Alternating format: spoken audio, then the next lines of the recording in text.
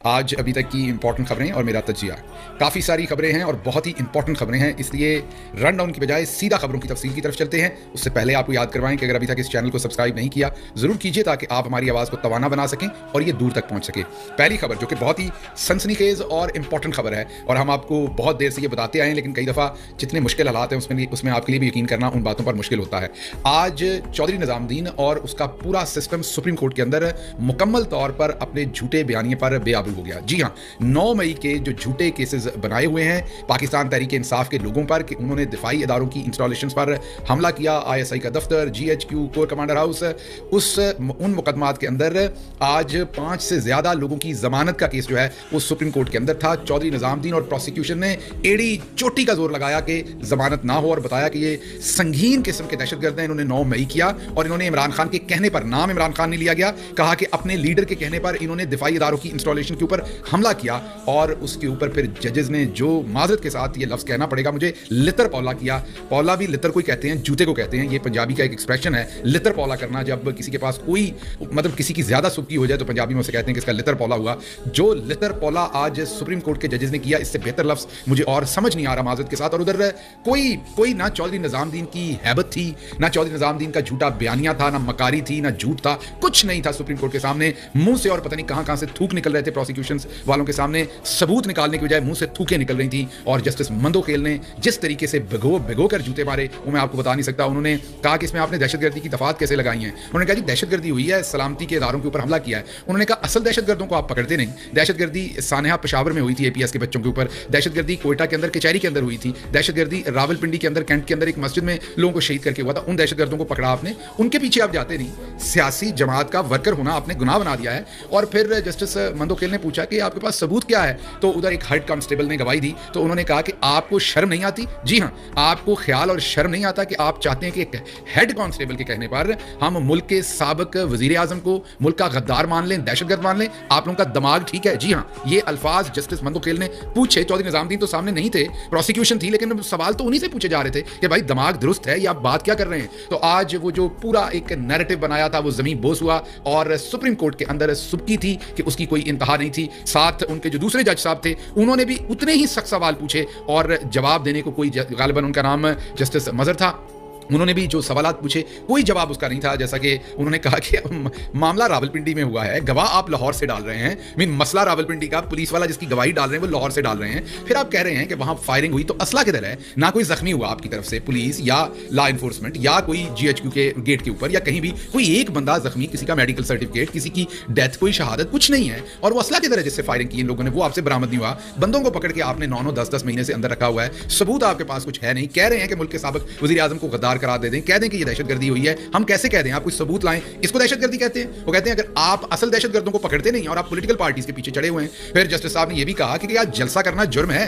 ये लोग जलसा कर रहे थे। जलसा करना कब से इदारों पर हमला हो गया? ये आपने किया क्या है? तो मैं आपको पहले दिन से बताता आया हूं कि ये 9 मई के वाकयात के अंदर इंशाल्लाह किसी को सजा नहीं हो सकती, होगी उनको। ये मेरी बात याद रखिएगा, एक दिन आएगा अल्लाह के घर में, देर है अंधेर नहीं है। ये अल्लाह के अल्लाह सच का है। अगर ये ना हुआ तो फिर अल्लाह का होना ही क्या हुआ अगर अल्लाह ने झूठों को बेनकाब ना किया? तो जो सच है ना वो आपकी इसी दुनिया के अंदर आपको इंशाअल्लाह ताला मेरा सोना अल्लाह जो है वो आपके सामने लेके आएगा। और आना शुरू हो गया ये जमानत का केस जो था ये सुप्रीम कोर्ट के अंदर, जो मैं बहुत मोहतात हूं ये कहते हुए कि लितर पौला हुआ है। और ये शुरुआत है, ये जमानत का केस है अभी। और ये इमरान खान का केस नहीं था, आम लोगों की, दूसरे लोगों की जमानतों के केसेस थे जो सुप्रीम कोर्ट के अंदर थे और सुप्रीम कोर्ट ने जमानत दे दी। जी हाँ, प्रोसिक्यूशन वाले लेट गए ऑलमोस्ट अदालत के सामने कि जी जमानत ना दें, बहुत खतरनाक है, क्योंकि बयानिया जलता था। और ये बयानिया, और फिर सुप्रीम कोर्ट ने ये भी पूछा कि वो CCTV फुटेज लाए ना, कोई दिखाएं कि इन लोगों ने ये किया। तो कहा जी वो CCTV फुटेज, इन्होंने कैमरे तोड़ दिए थे। इमरान खान पहले दिन से कह रहे हैं कि CCTV फुटेज से दिखाएं कि असल में लोग कौन थे। पूरी दुनिया में CCTV फुटेज इस्तेमाल किए जाते हैं। हमें चे समझा हुआ है, हमारे माथे पे चे लिखा हुआ है। अब चे से आपका जो दिल करता है आप बना लें।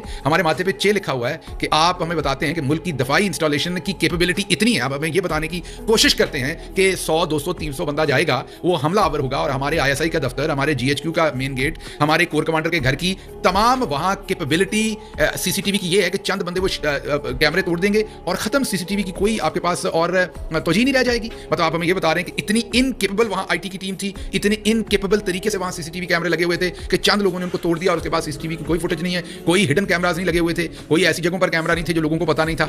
और ये सब जगहों पर एक ही जैसा नतीजा आया, कोर कमांडर हाउस पर भी, जीएचक्यू के सामने भी, और ये आईएसआई के दफ्तरों के सामने भी, जहां जहां पर आपने केसेस बनाए। बुनियादी तौर पर ये याद रखिएगा, ये मुल्क के साथ बहुत बड़ी गद्दारी हुई है।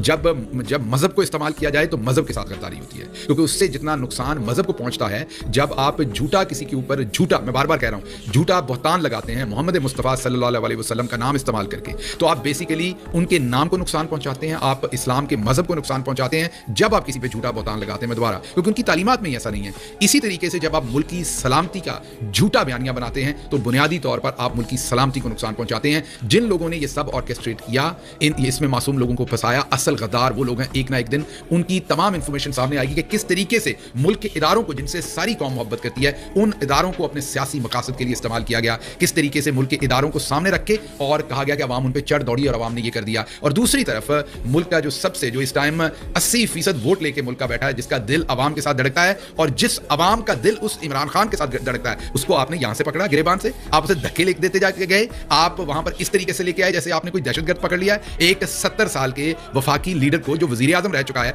आपने गिरेबान से पकड़ के धक्के दिए। शर्म नहीं आई उस टाइम आपको? आपकी गैरत सोई हुई थी? आपको किसने अथॉरिटी दी थी? वो पाकिस्तान के बेटे थे ना, वो जो यूनिफॉर्म पहने हुए थे, वो किसने आपको ये दी थी ताकत कि आप इस तरीके से एक लोगों के लीडर को मैन हैंडल करें? आपकी इज्जत है हजूर, आपकी हमने इज्जत करनी है, आपके खिलाफ हमने बात नहीं करनी। हम तो मानते हैं कि नहीं करनी चाहिए किसी को, लेकिन हमारी कोई इज्जत नहीं है, हमारे लीडर की कोई इज्जत नहीं है, अवाम का जो वजीर आजम रहा उसकी कोई इज्जत नहीं है। हम कुत्ते हैं कि आप हमें गलों से पकड़ के किसी को नंगा करके मारें, किसी को उल्टा लटकाएं, किसी को आप धक्के दें, और 70 साल के लीडर को आप गिरेबान से पकड़ के लेके जा रहे हैं। कौन है वो? उसने इस मुल्क को वर्ल्ड कप जिताया, उसने इस मुल्क को 3 शौकत खानम हॉस्पिटल दिए, उसने इस मुल्क को 2 यूनिवर्सिटियां दी, उसने 2 पार्टी सिस्टम तोड़ा, वो एक मिडिल क्लास से निकल के वजीर आजम बना। उस बंदे ने इस्लामोफोबिया की जंग की, उस बंदे ने मोहम्मद मुस्तफ़ा सल्लल्लाहु अलैहि वसल्लम की हुर्मत की जंग की। और क्या गलत किया? जो आपने कहा रशिया में डीलिंग करनी है, वही उस बंदे ने आपको करके दी जो आपको चाहिए था। जिस महाज पर आपको स्पेस चाहिए थी, वो उस शख्स ने लेके दी, और आखिर पर आपने ये सलाह दिया कि उसको गिरेबान से पकड़ के आप धक्के दे रहे थे, और उसके बाद आप कह रहे हैं कि हम आपसे बहुत मोहब्बत भी करें। बिल्कुल, पूरी अवाम अपने इदारों से मोहब्बत करती है, लेकिन जिन जिन लोगों ने इसमें गलत काम किया हुआ है उन पर तनकीद होगी, बार बार होगी और करनी चाहिए, क्योंकि इदारों को और शख्सियात को कभी इकट्ठा ना करें। इदारे अगर मैं कुछ गलत करता हूं तो मेरी जमात उसकी जिम्मेदार नहीं है पूरी। इसी तरीके से अगर कोई एक शख्सियत गलत करती है तो पूरी जमात उसकी जिम्मेदार नहीं। भुट्टो साहब को फांसी दी थी तो जिन लोगों ने दी थी, जिन जजेस, पूरे जजेस पे आप तनकीद नहीं कर सकते, जिन जजेस ने दी थी उन पर तनकीद करनी पड़ेगी। ज़ियाउल हक जो उस टाइम के आर्मी चीफ थे और उनके साथ जो लोग मिले हुए थे, उन पर तनकीद करनी पड़ेगी। जहां जहां कानून टूटेगा वहां वहां पर आपको तनकीद करनी पड़ेगी। तो आज सुप्रीम कोर्ट के अंदर 9 मई का पूरा वाकया जो है वो चारों शाने चित हो गया। काश मैं इस पर और बोल सकूं, लेकिन खबरें बहुत सारी हैं, इसलिए मैंने उनकी तरफ जाना है। लेकिन मैं आपको पहले दिन से बता रहा हूं कि इसके अंदर कुछ नहीं था। और आज की आप मेरी एक और बात याद रखिएगा, जिन्होंने बड़े शौक से 9 मई बनाया था, आप देखिएगा इंशाल्लाह इस घड़े में वो खुद गिरेंगे।